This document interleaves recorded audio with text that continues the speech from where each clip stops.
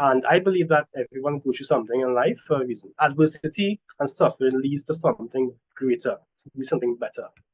You have to believe it. So I would say number one, watch success stories. Look at channels. Understand you're the only person going through this. And you know the funny thing? Every person think there's one symptom that everyone really, really, really puts as there, like, wow, I can't believe this happened to me. No one else is experiencing this. No, I don't think that there's any undiscovered symptom of anxiety. Yeah. And of course, you being a mentor, you would have seen everything possible, right? Yeah, that's true. I've seen Yeah. everything Yeah. like a So hundred times. exactly, exactly. Yeah. So success stories really helps you overcome it. Now, Welcome to the channel. I have an amazing recovery story. I have Jovan here, and he's going to be explaining to you how the recovery journey looks like. Now, a couple of things about Jovan before we get into the video, okay? Here's the interesting thing about Jovan. The first thing was he actually fell into the cycle before. So a lot of people that reach out to me that we work with in the mentorship, they say, Shaan, I've gone through this before and I really thought I was out of it and I felt like I fell back in. Now, Jovan's a great example of exactly just that. And he's really gonna highlight to you how he's able to actually overcome it this time, as opposed to something he'll always fall back into. It's really great. He's very, very smart. He really understands recovery. That's the great part. I think as he went through the recovery journey, he had no choice but to really understand it, and he really understood it. And the second thing about Jovan that's really interesting, he's actually not in the mentorship. He wasn't in the mentorship. He did, watch my content. He watched other people's content. He was really able to recover on his own. And the biggest thing I wanted to highlight to you about that is that recovery comes from within. Doesn't matter what you do, right? Doesn't matter if you read a book, doesn't matter even if you join the program, that doesn't guarantee recovery. What guarantees recovery is, are you willing to put in the work, right? The mentorship working with me and my team just helps you with implementation, right? It helps you with implementing the steps, making sure you're doing things correctly, monitoring you so that we can collapse time so that you can recover quicker, faster, and more smoother. But the driving engine is still you, right? And Jovan is a great example. If you have the willingness, not just the desire, the willingness to focus on recovery, well, then recovery is yours no matter what. So with that said, let's get started in the video and I'll see you on the other side. Welcome to the channel. I have Jovan here. Jovan, pleasure to have you here, man. Thanks so much for joining. thanks for having me, Shaan. I appreciate it. Of course, of course. So Jovan, let's get it started. I want to know, everyone watching this really wants to know, first things first, what were some of like the most intense symptoms you were experiencing? What were some of the really tough times, while you were going through the anxiety recovery journey? Well, to be honest, symptoms are timeline based. Mm, So in the beginning, no, I felt it all.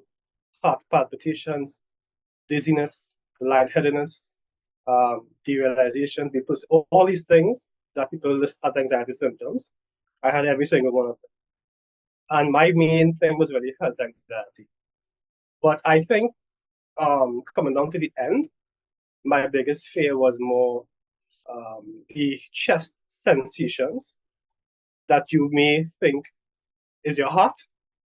Yeah, that's the most scariest one for me, to be honest, because your heart is the organ that is supplying everything to your body. So once your heart gives out, so the fear of having a heart attack, the fear of your heart giving out, that is definitely one of the most debilitating experiences I had or symptoms I had. mm. Yeah, no, naturally that's scary for a lot of people. It was scary for me too, especially with panic attacks and like, Definitely. with the heart palpitations and no, I totally understand. So how did all of this start? Like when did this start? How did you fall into the cycle? Well, to be honest, Shaan, I have never so before 2016, I never had anxiety. Yeah. I was always an outgoing guy, partying, living life, doing what most young people do. And so I had no idea what a panic attack felt like. I had no idea what really, I mean, having anxiety naturally pre-interview or daily challenges is normal, but I never experienced an actual panic attack before 2016. So it started off in 2016. At that time, I was going through a very hard time in life, job loss, etc., etc. Some really traumatic experiences. and I was pretty bored at the time. So I decided to, try some weed, some marijuana, right? And occasionally. And there was one particular night where I thought I got a bad batch. And that night I had some some really bad sensations.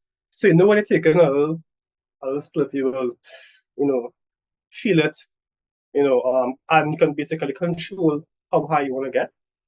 Well, when I was taking about 4 or 5 spliffs, I started to feel really, really weird, like some heavy sensations, like this fearful feeling. And I had no idea what it was. So, in order to alleviate it, I went to my friend, Dr. Google, as to how to eliminate the high or being too high on me. And Dr. Google told me to have showers. So here I am, showering about 15 times for that same night, in the shower, like this, come out, feel a little better, sensation come back in the shower again. So continuously all night I was showering. It wasn't working as much. So I did another Google search and it said start to exercise because exercising helps eliminate the high. So I'm like a crazy chicken around my house, my apartment, running around, trying to exercise, trying to lose this weird high. Now mind you, at the time I didn't know that it was a panic attack I was having.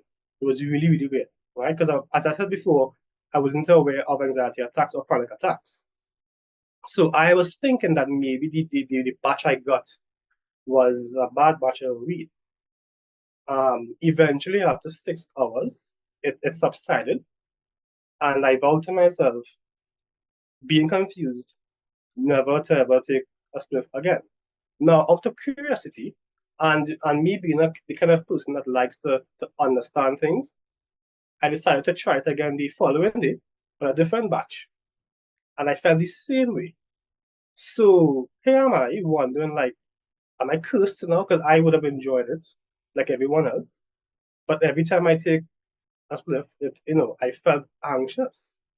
So I stopped it for a month, and immediately one day I was on my couch and I felt this really weird, the same sensations happening again. And I had no idea it was anxiety. It just felt fearful, like these weird thoughts, feeling your heart is heavy, those weird palpitations. And I actually tried to rush myself to my friend's apartment, and I stayed there for a couple of days. It actually subsided, and I ended up going by my folks for a couple of hours. This was 2016, Old Year's into New Year's. That's the timeline. And I stayed at my folks for a couple of days. But during my stay, I felt the same sensations. So I ran to the doctor, and that's where all hell broke loose. The doctor that diagnosed me with a strong case of, he diagnosed me with an intestinal bug, a stomach bug, and he gave me a very strong case of strong dosage of antibiotics, and that messed up my gut system. So that's when everything started. Now I know the link between the brain and the gut, the microbiome and so forth. Once you have healthy gut bacteria, once that is eliminated, the whole body becomes a little bit of, I would say, disoriented. There's no natural balance. So that basically triggered the anxiety attacks even more.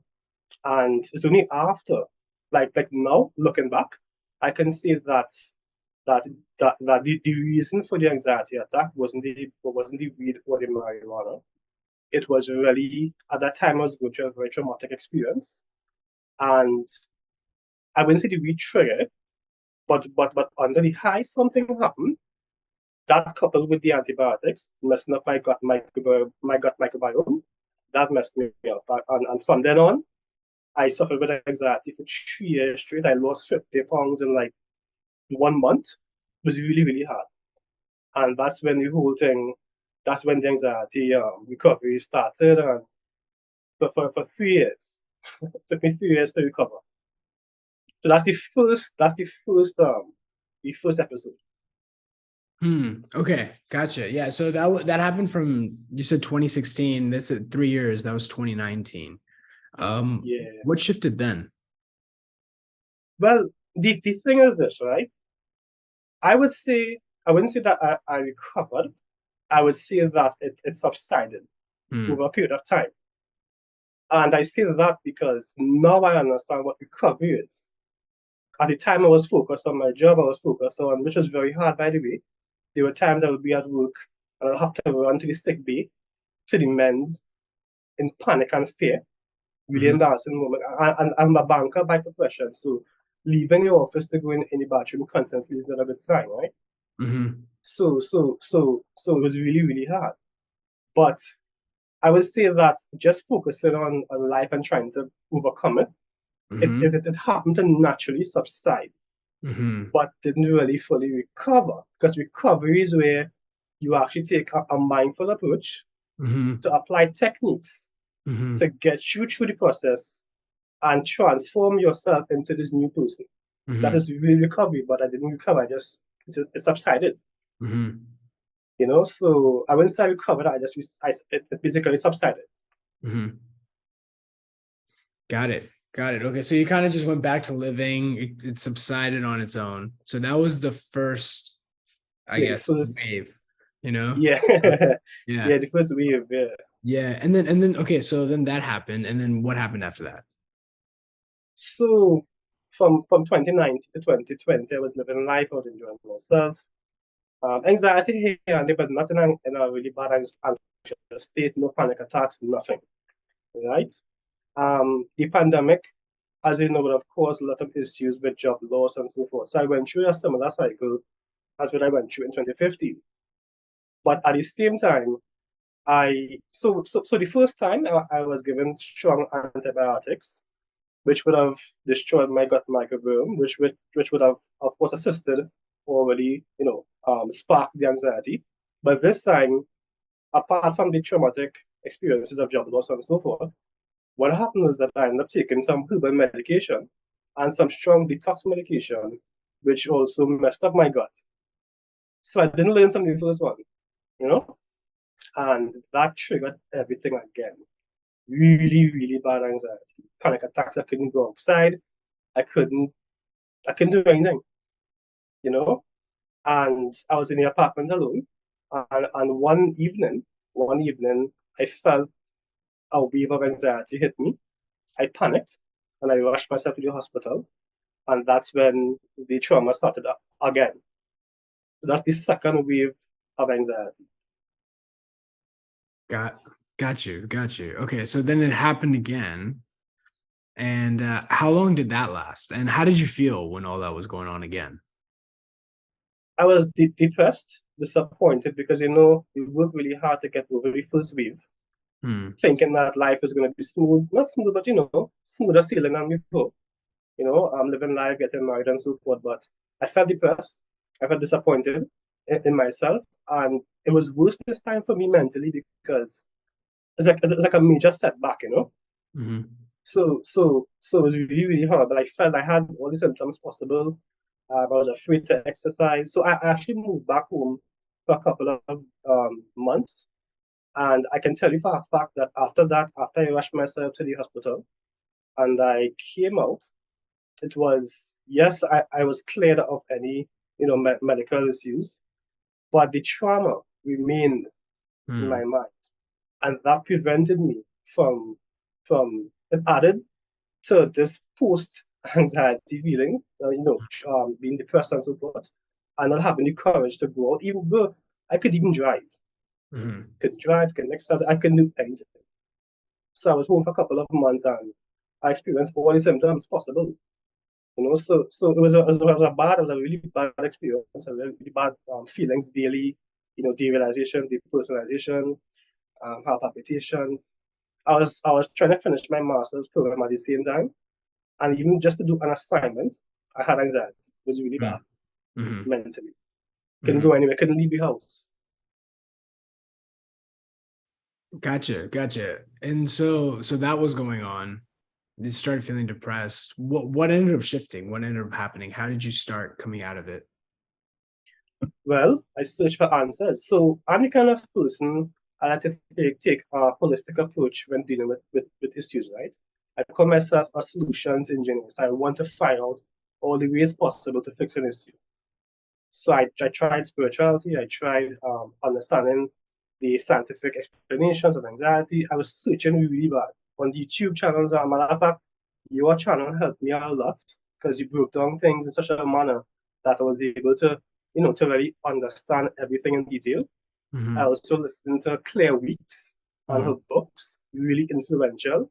But I must say that, there was one common factor that was at play when connecting all the dots, which was, of course, understanding the mechanics of anxiety, but there was really acceptance and courage.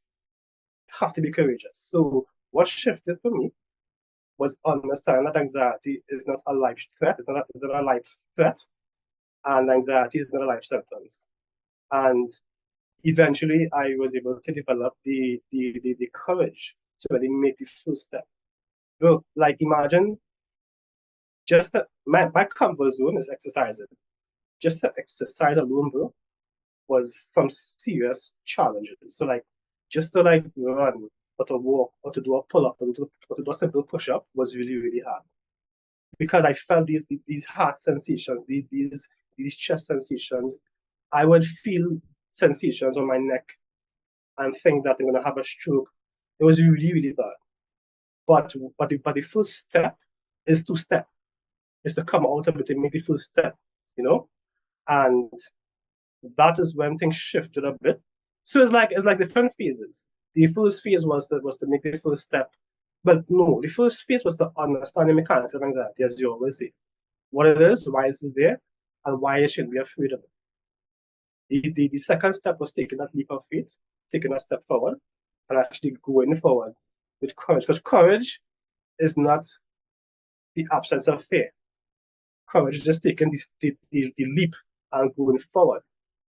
So the second phase was taking the step, being courageous and so forth. And the third step was exposing yourself to what you fear the most. Exercising, driving, and so forth. I mean, it took a very long process, but I got there over a period of time. So those were the actual phases I went through to kind of, overcome the anxiety.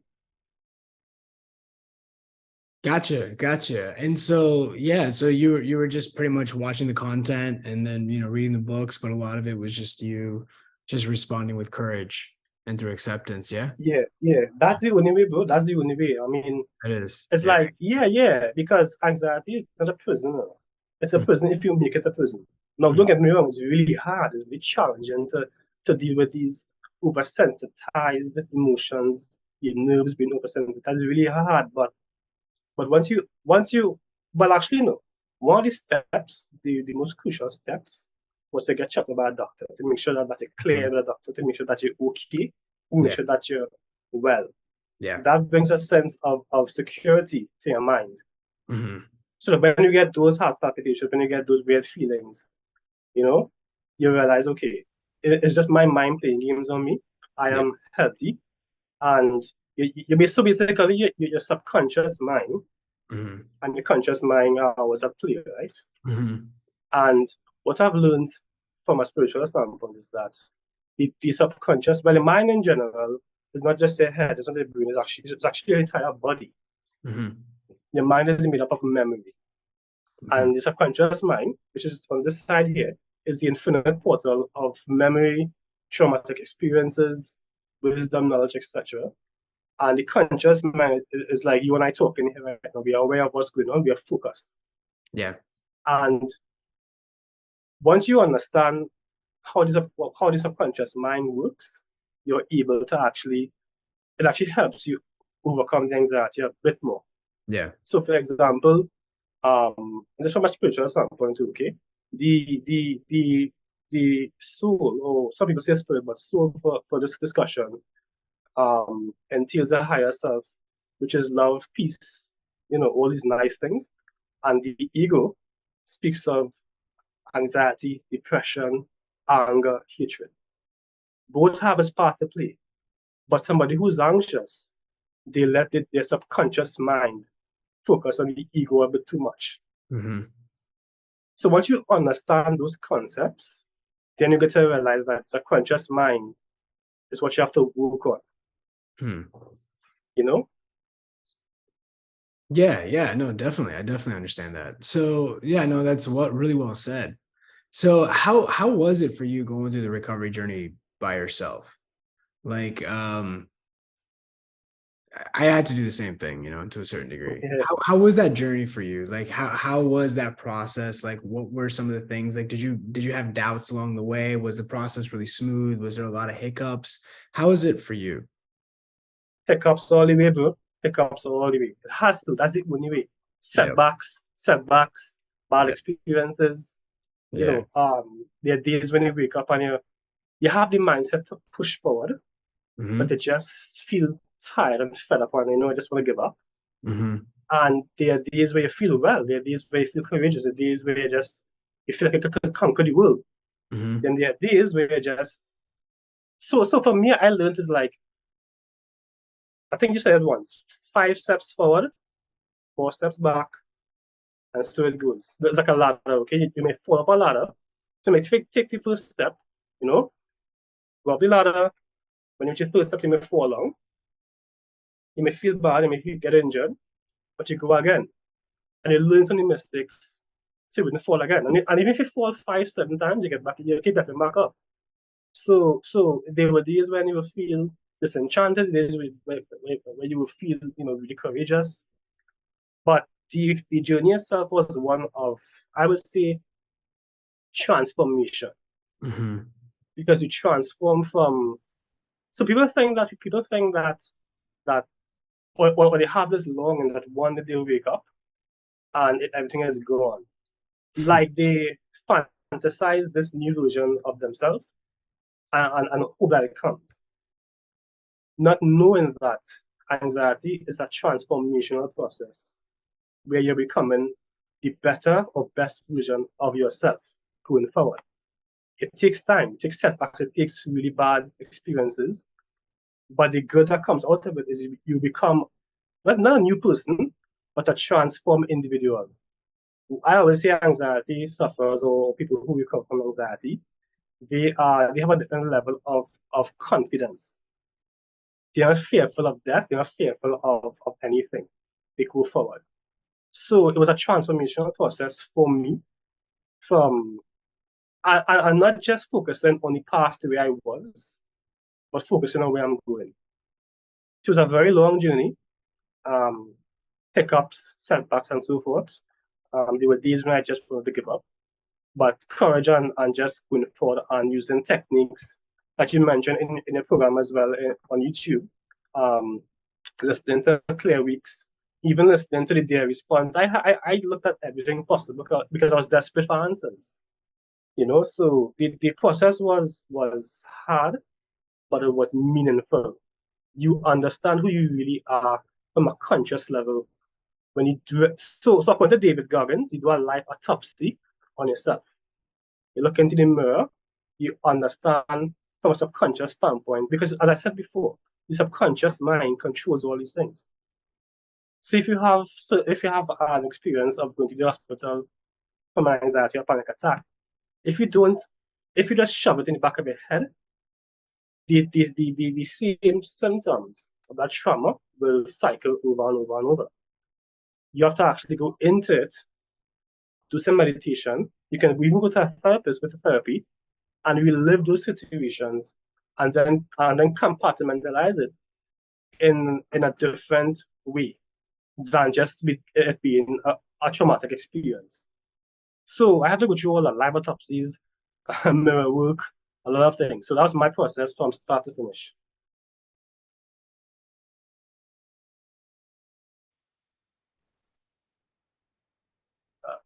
Shaan, I can't. Sorry, I'm on mute again. Yeah. I'm doing that a lot lately. That's okay. No, I said got it. Well said. What would you tell somebody who is kind of like in the thick of it all, who's like kind of like how you were when you fell in the second time, like depressed right now, feels like they're unique, feels like they can't get out of it? What kind of advice would you give that person?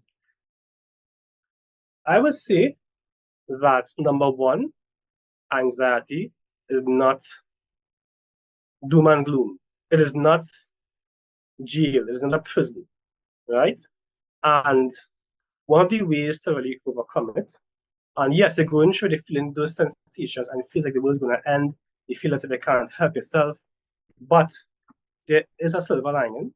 And I believe that everyone goes through something in life for a reason. Adversity and suffering leads to something greater, something better. You have to believe it. So I would say number one, watch success stories. Look at channels. Understand you're the only person going through this. And you know the funny thing? Every person think there's one symptom. There's one symptom that everyone really, really, really puts us there. You know, like, wow, I can't believe this happened to me. No one else is experiencing this. No, I don't think that there's any undiscovered symptom of anxiety. Yeah, and of course, you being a mentor, you would have seen everything possible, right? Yeah, that's true. I've seen everything. Yeah, yeah. Like 100 So, times. exactly, exactly. Yeah. So success stories really helps you overcome it. Now, that's it. So the planning phase, right, is where you are trying to re-engage your mind, understand the mechanics of anxiety, understand that anxiety is just sensations. It's part of the ego. It is not your conscious mind. Anxiety is a subconscious mind asking your conscious mind what's wrong. And if you don't have the answers for your subconscious mind, the symptoms will not go away. So you have to plan. The planning phase includes watching videos on YouTube, seeking therapy, or even actually no, before therapy, because some people may not be able to leave their house or take that first step, but start baby steps. Look at the videos online, look at success stories, and understand what the mechanics of anxiety is, understand the flight and fight response, understand the autonomic nervous system, do some deep diving into the scientific, because science basically explains a lot, right? As you always say, knowledge dispels fear. So if you educate yourself on what's happening, then take the next step of moving forward. The next step is where you step. You actually step.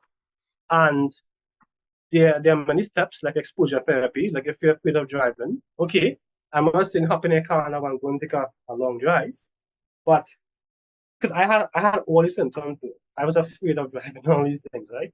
Yeah. And you pick up your car keys, you feel the anxiety, you stay there for a while, you feel it, put it back down. Next hour, next day, you go next to your car, you feel the sensations, it's really, really heavy and hard. Don't try to run from it, stay there. Because I'll tell you something, right? Your subconscious mind, right, basically, is this thick. It has clouds of all kind of thoughts and everything inside this part. It feels as if it has control over your conscious mind. That's what you feel, okay? Because the sensations and all these things are sometimes unavoidable, right? So it's your subconscious mind controlling your conscious mind. Now, what I've learned is that when you like for example, if you're in a car and you're afraid of traffic lights or just driving in general, and you feel the sensations hitting you really hard, that is subconscious mind sending stuff to you. The more you actually allow the symptoms to be there and you just settle and let it hit you, it's very challenging, very hard. But the more you allow it, that sensation to flow through you, is the weaker and smaller the subconscious mind becomes. And the conscious mind now widens because the fear is eliminated. So the subconscious mind is really sending all these fear symptoms to you, controlling your body, of course. But the more you challenge this part of your mind, challenge it, like actually challenge it and say, you know what? I'm not afraid of you. I'm going to challenge you. Bring it on. It takes courage, though. Once you do that part, your actual mind is going to become empowered. Because the fear that most people have is not being able to control these sensations, right? And when you feel that peak of anxiety hits in you really, really hard, that's when most people give up. They want to go run home and go into their corner.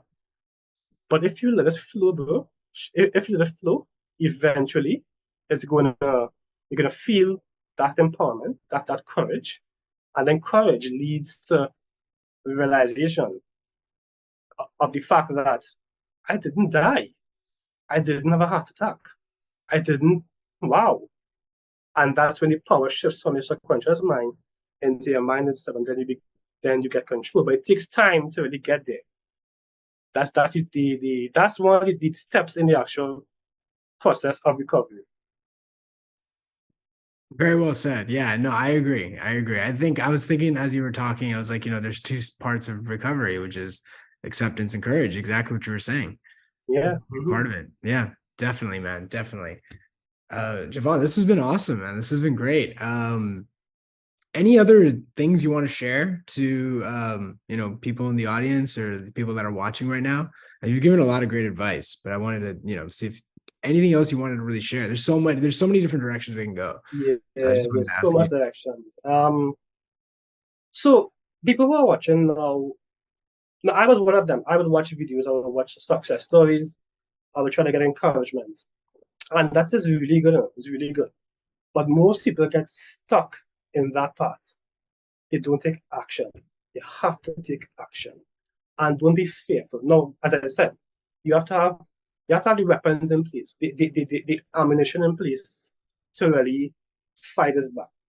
And one of the weapons is to get yourself checked out by a doctor. Because most of anxiety is really a fear of sensations. That's what it really is. Yep. Public speaking, you're afraid of how you feel on stage. Exactly. Flight, if in a plane, you're afraid of yes, you're fearful of, unforeseen circumstances, but those feelings are what really makes you fearful. So anxiety, when it cut and dry, is really, when I dissect it, it's really the fear of how you feel. But feelings is not reality. Feelings is not a life sentence, So you have to take action. And eventually, when you take the action, you're going to realize, wow, anxiety can be my friend. Anxiety ain't the monster. We magnify as this monster or this external being that's trying to trap us in our own body, not realizing that anxiety is really in our head, it's our mind.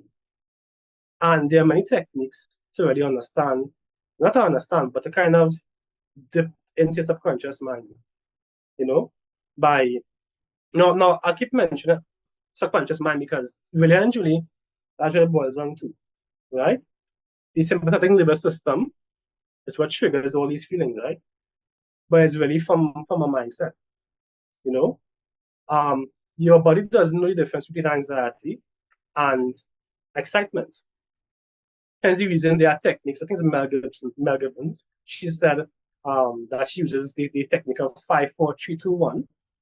Have an anchor thought, and that changes how you think.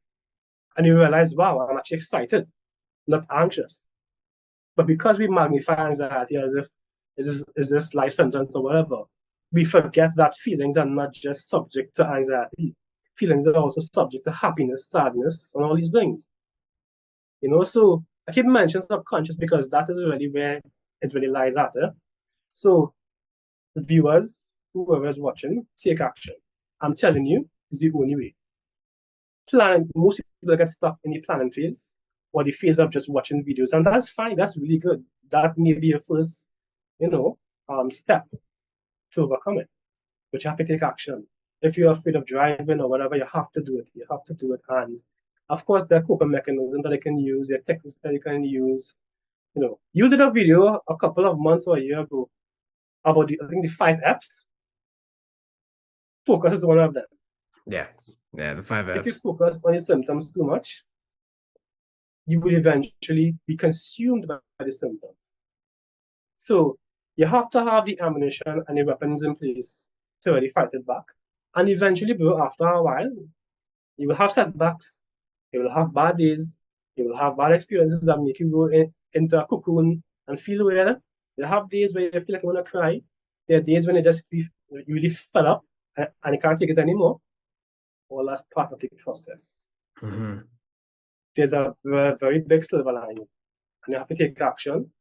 And I mean, there are many techniques that I can use: meditation, exercise. Now, a lot of people focus on just trying to find one technique that will help you. But no, one technique alone wouldn't help you. Exercise wouldn't help you alone overcome anxiety. But it helps relax your system. It helps release certain hormones, which relaxes you. It helps you build confidence that you're not sick. You know, meditation helps not to eliminate intrusive thoughts or any kind of thoughts. It doesn't eliminate it, but it helps you manage them and compartmentalize them into different compartments. You know, mindfulness, breathing techniques, Wim Hof, all these things are techniques that you can use, you know, to help. Because breathing properly helps balance it, both helps balance your nervous system. Yeah. So many techniques that you can use that will add value as a holistic approach, but there is a silver lining. You can overcome it very easily. It will take time. Nothing happens overnight. And read books from Clear Weeks. You can look at the day response. You can take your mentorship program, you know, and yeah, there's a lot of help out there. But you have to take the steps. You have to take the steps. You have to be courageous. One morning you may feel fearful. You may have sensations in your chest. You may feel weird. Don't focus on it. Just go. Just get up and go. Just go. Now, running into, so like a soldier running into battle is good. He's courageous. He's not fearful, but he'll get killed easily. So you must be tactical with the approach, obviously, right? Yeah. So you can't just run into it and fearful. And no, you have a panic attack. But it's how you do it. Yeah. So finding the right techniques is going to really help you get there. But there is hope. Trust me, I felt everything possible. Well, my sister's a medical doctor. And if she's home, I would have been like running to her bedroom 5 times a day, complaining about the same symptoms, which was really annoying, you know? And, so that's to show you how bad it was for me, you know? Symptoms upon symptoms: neck pain, derealization, depersonalization, chest sensations, heart anxiety, everything possible. But you overcome it by pushing forward. You overcome it by just taking the leap of faith. And you realize soon enough, this big bad thing called anxiety isn't that bad. Trust me. Yeah. You're more powerful than you think you really are. You really are. Yeah. Well said, man. A lot of good golden nuggets, man. That's really great. Man. I'm really happy for you. I appreciate that. You really understand it very well. So, yeah, I mean, that was amazing. Yeah. That's great, dude. Jovan, I appreciate it, man, for hopping on the channel and, sharing your story. I think I need to get you on Instagram Live too with me and some stuff. Yeah. So that'd be dope, man. Again, appreciate it, man. Thanks for sharing. Well, thanks for having me, Shaan. I appreciate it. Yeah, of course. Anyways, guys, I hope you enjoy the video and I'll see you in the next one.